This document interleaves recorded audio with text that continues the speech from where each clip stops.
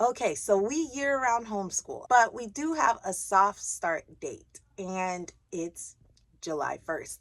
And so we're about to start our official first day of homeschooling. I'm taking some time to set up for our school. I'm taking some time to set up for our first quarter and planning out our curriculum and breaking it down and seeing how we're gonna dig in and dive through everything. And I wanted to take you guys along with me in sort of a plan with me. So, one of the things that I do is I go through our shelves and reorganize them and collect all of our curriculum and just break it down into the quarters. I do 10-week quarters. And based off of the 10 weeks is kind of how I divide our on the go curriculum and our unit studies and things like that. So I'll explain as we plan. Let's do this. Welcome to Plan, Prep, Pray. Hey girlie, my name is Wendy and I am a homeschooling stay-at-home mom of 4 little ones. And on this channel, I talk about productivity tips, methods, and resources because peaceful presence can be found when you are a good steward of your time. If that interests you, don't forget to subscribe and hit the notification bell. That way you get more videos like this one. Okay, so as I was preparing all of our My Father's World things, which if you check out my 2021 through 2022 curriculum picks video, you'll see that that's what we chose to do this year is My Father's World exploration to the 1850s. And so as I was going through to set all that up, I realized that, it goes into obviously a time in American history which talks about, slavery and those types of things. And I thought, I've never really taken time to introduce my children to, Africa and all the different beautiful cultures that there are in Africa and a little bit about African history and African heritage and stuff like that. And just for me personally, I didn't want their first introduction of those things to be, or of African people to be slavery and just the hard stuff, when learning about different cultures and learning about different groups of people, we don't start off with their, hardest moments. We learn a little bit about them and then we learn about their history and the things that they may have gone through, different wars and different things that they may have been a part of and things like that. But we learn about them, we learn about their culture and learn about the food and learn about the things and stuff like that. And so I decided to put a hold on My Father's World. And instead, we are going to be doing an Africa unit study by the Heritage Mom blog. And I'll link that in the description. It is just very Charlotte Mason approach. Well, she calls them life-giving books rather than living books. But I love that. So it's very much a Charlotte Mason approach. And so I've got a ton of library books coming in.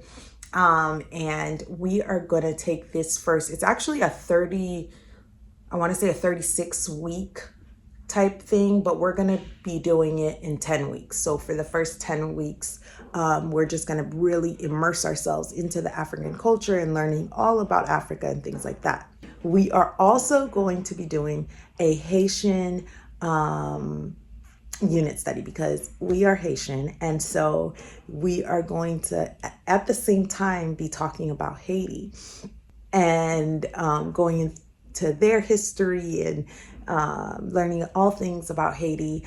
So I just think that would be a very good, just way to get us going and get us excited and pumped about the new school year right before we dive deep into exploration and the 1850s. So this first 10 weeks, we're really going to take time to just focus on all things Africa and things like that. So a lot of it, like I said, is very Charlotte Mason, including the Haitian unit study. And I believe it's by, I'll write it. It's by them. And it's a very just they give you all the resources, and then you can build it up or bring it down as much as you want. So I'm excited about doing that as well. And so those are the two things that I'm really going to be setting up, as well as the safety unit study by the good and the beautiful, and a couple and our purely preschool things. So those are my kids fighting in my background, because it's real life, guys. It's real life around here. Okay, so when it comes to planning, let me give you an example of how I handle the open and go things. So our language arts, handwriting, those types of things. Let me show you how I plan ahead for that. So we've already started handwriting from last year because, even though he skipped some stuff, but we started because we just keep going once we're done. And so I divide our school year into quarters, and I divide all of our curriculum into quarters as well. And so the handwriting has 100 pages. And so what I tend to do is I say, okay, it's got 100 pages. We want to get to at least page 25 by the first quarter. But since he's already on page 17, I still want him to do at least 25 by the end of the quarter. So I'll do 17 plus 25. And then I will go all the way up. So 17 plus 25 is 42. So I'll go all the way to page 42, and I will just circle it.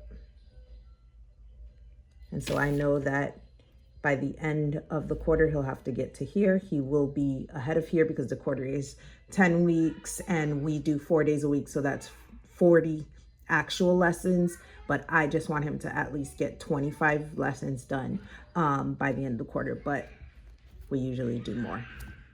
But if we don't, that's okay, because just as long as he reaches page 42, we're on track. Now, when it comes to language arts, same situation. We already started from last year, and so we're actually on lesson 20. The Good and the Beautiful comes with 120 lessons, and so each quarter they have to complete at least 30 lessons. So every 10 weeks they have to complete at least 30 lessons. But like I told you, we allowed for at least 40 lessons to be completed, but I only plan for 30 of them. And so because we've already started, he's already on lesson 21. And so I will just do 21 plus 30, go all the way up to lesson 50, and put and circle it. And so I know that if we at least reach lesson 50, we are on track. We will far surpass this. We'll probably reach closer to lesson 60 or lesson 55. But if we have days off, if we have sick days, if we have birthdays, if we just have a day where we can't homeschool that day, I never feel behind, because there's so much buffer room allotted in the fact that we year-round homeschooling, and plus we've already started majority of the curriculum. Okay, so this is a list of all the things that we are planning to do for this school year. And so what I do is I write down all the different curriculums, the different subjects, and then I go through and write down how I want to divide it, whether I want to divide it in quarters, which is for the most part what I do. Our school year is divided into 4 10-week quarters. So I decide whether or not I want to divide it into quarters, or whether it's something that I want to complete in one quarter. And then from there, I decide what I need to do in order to accomplish it in that quarter. So for example, our language arts is 120 lessons. And so if I want to complete it in 4 quarters, we would have to do a minimum goal of 30 lessons by the end of the 10 weeks. And then I take time I crossed out cost, but I write down the amount of time that I think that it will take to complete that lesson. And this just helps me when it comes to scheduling out when is best to do the curriculum, whether it is something that we're going to be doing once a week or twice a week, or if we do it daily, is it best for us to get it done first thing in the morning? Is it something that they can work on independently? And so it just allows me to get an overview of our day. And so then from there, I check it once I have prepped it. So once the curriculum is prepped and ready to go, I check that it's done, everything is organized and ready to go. I also go through and highlight everything that can be worked on independently. So that doesn't necessarily need me. And so that's like teaching textbooks, explode the code, geography. Purely preschool cannot be worked on independently, but I work on it while my older ones do their independent work. So that's why it's highlighted as independent. Typing and Kumon. So anything that's done independently is highlighted, or during the independent hour is highlighted. Then I know that everything else requires me or is done with me or in some capacity. So handwriting doesn't necessarily require me, but they do handwriting while I do read aloud. And the read aloud can be like from our Haitian Charlotte Mason unit study, or from our Africa unit study. And so while I'm doing the read aloud portion or reading from the books, they can be working on their handwriting. So this is a very rough idea of how our schedule is going to work using the curriculum breakdown that I did using the time spots. And so I'm rough estimating that we would work in hour blocks and transition to different things on the hour. And so I have us starting off with our devotional, followed by either the Haiti or the safety. We'll alternate days. And then when my older ones are doing Matthew C, I'll be working on purely preschool with my preschooler. Then at 10 o'clock is snack time because the kids are always hungry. And then we'll work on the Africa unit study while they do their handwriting simultaneously. I figured an hour is a good amount of time. It's probably not going to take that long. And then we'll transition to independent work while I work on pre-K work with my 3-year-old. And then it will be lunchtime, and they'll listen to Story of the World and color during lunch. And then I'll do Truth and Grace with them, which is another devotional. I like to do a lot of Bible. I'll do Truth and Grace with them, and then put the little ones down for a nap while my older ones probably start on CLE because there's an I can do it spot. And language arts is pretty independent for my oldest. So have them start on what they can independently while I put my 2 youngest ones to nap. And then I'll work with my 2nd grader on language arts and work with both of them on math. And then that's where my job is done. So I work for 5 hours and I'm done. And then quiet time, which is also reading time for my older ones for an hour. So that's like the general outlook of how I'll break apart all those curriculums that you see on the list. So here's how I have it all set up. Inside of this folder, I have a bunch of manila folders in which I have our unit studies. So this is the Haiti unit study right here. This is the purely preschool. This is the Africa. And then I have Spanish back here, but I decided not to do Spanish this quarter. We're going to be starting Spanish next quarter. And so I have everything right here ready to go, and so that I'm able to grab it and go as needed. Now, the Africa unit study from Heritage Mom blog is filled with a bunch of amazing book recommendations that you read on a weekly basis. For us, it will be on a daily basis, but it's filled with a bunch of book recommendations for the 36 weeks that I'll be checking out from the library. But the 4 main books that she uses is the #1 car spotter, Africa is Not a Country, and Draw Africa, and Africa Amazing Africa. So she uses these plus another one. Hold on, let me go grab it. Okay, plus this one in the later part of the curriculum. But she uses all these to go through the different African countries that there are, to dive deeper into them. Now, every single week, there are additional books that you're supposed to read, picture books that you're supposed to read for the week. So I went and I collected pretty much all the picture books from the library. I ordered them, have them on hold, or have gotten them. And so we're going to be doing, let me show you. Okay, so pretty much this is what's for week 1. And she also comes with videos as well.